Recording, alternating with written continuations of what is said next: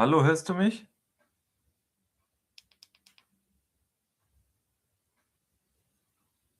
Hallo?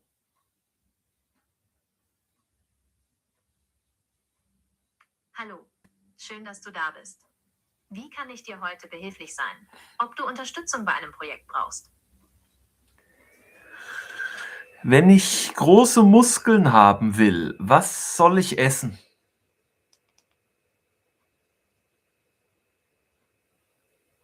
Um große Muskeln aufzubauen, reicht hartes Training allein leider nicht aus. Die Küche ist quasi deine Werkstatt. Damit dein Körper Muskelgewebe reparieren und vergrößern kann, Hypertrophie, braucht er die richtigen Baustoffe. Hier ist der Schlachtplan für deine Ernährung. 1. Das Fundament. Protein, Eiweiß. Proteine sind die Bausteine deiner Muskeln. Ohne genug Eiweiß passiert gar nichts. Menge. Ziel auf etwa 1,6 bis 2,2 Gramm Protein pro Kilogramm Körpergewicht ab. Quellen. Tierisch. Sternchen, Hähnchen, Pute, Rind, Fisch, Eier, Magerquark, Hüttenkäse. Pflanzlich. Linsen, Kichererbsen, Tofu, Seitan, Quinoa. 2. Der Treibstoff Kohlenhydrate. Viele machen den Fehler, Kohlenhydrate wegzulassen. Aber Kohlenhydrate füllen deine Glykogenspeicher, geben dir Kraft für schwere Sätze und wirken proteinsparend. Gute Quellen. Haferflocken, Reis, Vollkornnudeln, Kartoffeln, Süßkartoffeln und Obst. Bananen sind super nach dem Training. 3. Die Kalorienbilanz. Der Überschuss. Um effektiv aufzubauen, benötigt dein Körper meist einen leichten Kalorienüberschuss. Goldene Regel. Iss etwa 200 bis 500 Kalorien mehr, als du verbrauchst. Vorsicht! Wenn du zu viel isst, Dirty Bulk, baust du mehr Fett als Muskeln auf. Ein moderater Überschuss ist nachhaltiger. 4. Gesunde Fette. Fette sind essentiell für deinen Hormonhaushalt, insbesondere für die Testosteronproduktion. Quellen: Avocados, Nüsse, Olivenöl, Leinsamen und fetter Fisch. Warum haben dann Pferde gigantische Muskeln?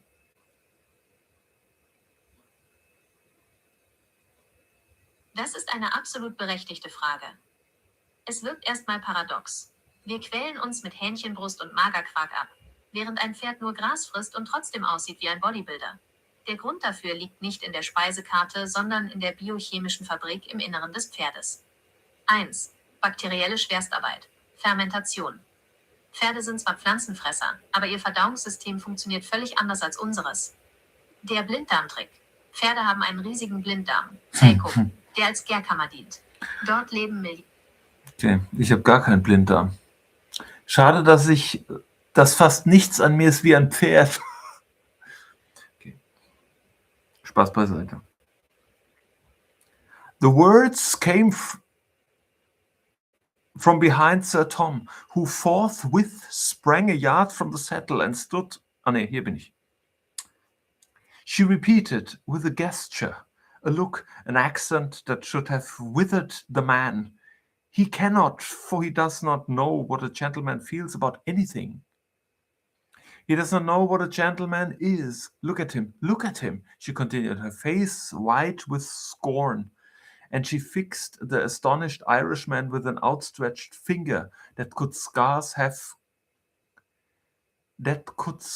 have confounded him more had it been a loaded pistol set to his head. A gentleman, she went on passionately. That a gentleman? Why, the air he breathes pollutes us. To be in one room with him disgraces us. That such an one should have tricked us will shame us all our lives. Hawksworth tried to speak, tried to carry off the surprise, but a feeble smile was all he could compass. Feeble?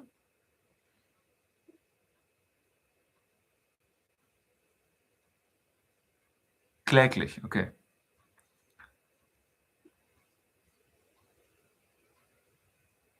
Even Irish wit, even native impudence were unequal to this emergency. The blow was so sudden, so unexpected, he could not in a moment arrange his thoughts or discern his position. He saw that for some reason or other she had come to him before the time. but he could not on the instant remember how far he had disclosed his hand before her, or what she had learned from him while she lay hidden. Naturally, Tom was the quicker to recover himself. His first thought on seeing his sister was that she had got wind of his plans and was here to prevent his marriage. And it was in this sense that he interpreted her opening words. But before she had ceased to speak, the passion which she threw into her denunciation of Hawkesworth turned his thoughts into a new and fiercer channel. With an oath, "Never mind him," he cried, and stepping forward, gripped her almost brutally by the wrist. "I'll talk with him afterwards. First, miss, what the devil are you doing here?" "Ask him," she answered, and again pointed her finger at Hawkesworth. "Oh no, I will tell you, Tom. That man, the man who calls himself your friend and called himself my lover, has plotted to ruin us. He has schemed to get us into his net. Tomorrow he would have married you to I know not whom. And when he had seen you married and knew you had forfeited a fortune to me, then I should have been a fit match for him.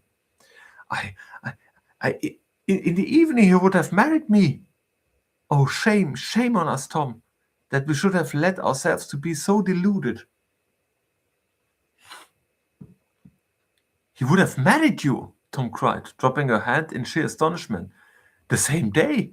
Hawkesworth, this man here, he would have married you." "You may well say he," she answered. A wave of crimson flooding her cheeks and throat. "The thought kills me." Tom looked from one to the other. "But I can't understand," he said. "I didn't know that he knew you even." "And I didn't know that he knew you," she answered bitterly. "He's a villain, and that was his plan. We were not to know."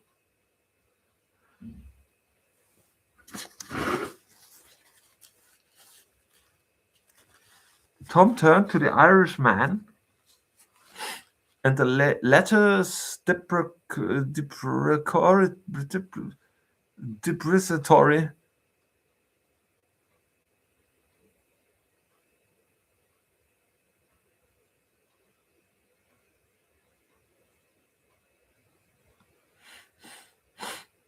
abwertend, missbilligend.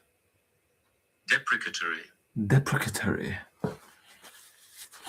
The latter's deprecatory shrug was vain. "What you have to say?" Tom cried, in a voice almost terrible. But Hawkesworth, who did not lack courage, was himself again, easy, alert, collected. "Much," he said coolly. "Much, dear lad. The whole thing is a mistake. I loved your sister." He bowed gravely in her direction and stole a glance as he did so, to learn how she took it and how far he still had a chance with her. "I loved her. I say, I still love her. Though she has shown that she puts a little faith in me as she can ever have entertained affection for me. But I knew her as Miss Maitland, and I did not know that she was your sister. Once I think she mentioned a brother, but no more, no name. For the rest, I had as little reason to expect to find her here as you had. That I swear." The last words hit Tom uncomfortably. Her presence in this man's room was a fact hard to swallow. The brother turned on the sister. "Is this true?" he hissed. Josephine winced. "It is true," she faltered. "Then what brought you here?" Tom cried, with a brutal frankness. The girl shivered. She never forgot the pain of that moment, never forgot the man who had caused her that humiliation. "Ask him," she panted. "Oh no, I will tell you, Tom. He swore that he loved me. He made me, poor silly fool that I was, believe him. He said that if I would elope with him tomorrow, he would marry me at Dr. Keith's chapel. And fearing they, my sister, would marry me against my will to another man, I consented. Then they were going to send me away in the morning, and it would have been too late. I came away this afternoon to tell him, and there you have the explanation, Sir Thomas Hawkesworth interposed with an air of candid good nature. And in all you'll say, I think that there is nothing of which I need to be ashamed. I loved your sister. She was good enough to fancy that she was not indifferent to me. Wenn da nicht sein Content wäre. Aufgeschrieben im Büchlein. My intentions were honorable, but her friends were opposed to my suit. I had her consent to elope, and if she had not on a sudden discovered, as she apparently has discovered, that her heart is not mine, we should have been married within a few days. Tomorrow, sir, tomorrow, Josephine cried, and would have confronted him with his letter, but it was in the folds of a dress, and she would not let him see where she kept it. Tomorrow, certainly. If it had been your pleasure, Hawksworth answered smoothly. The only point it concerns me to show is, Sir Tom, that I did not know my Miss Maitland to be a sister. I give you my word, Sir Tom, I did not. Liar! She cried, unable to contain herself. He shrugged his shoulders and smiled.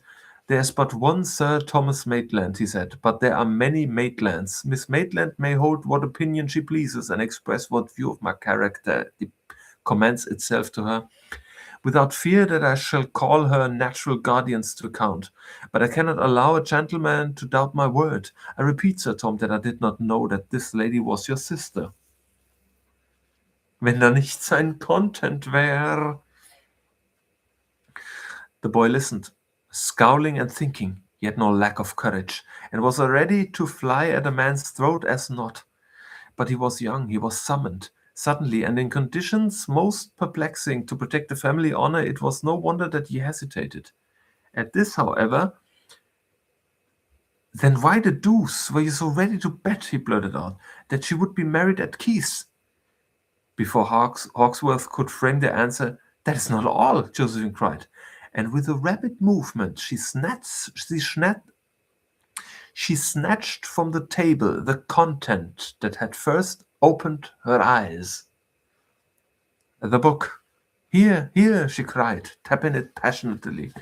In his own handwriting is the plot against us both. Tom, look, find it. You will find it under my name, and then he cannot deny it.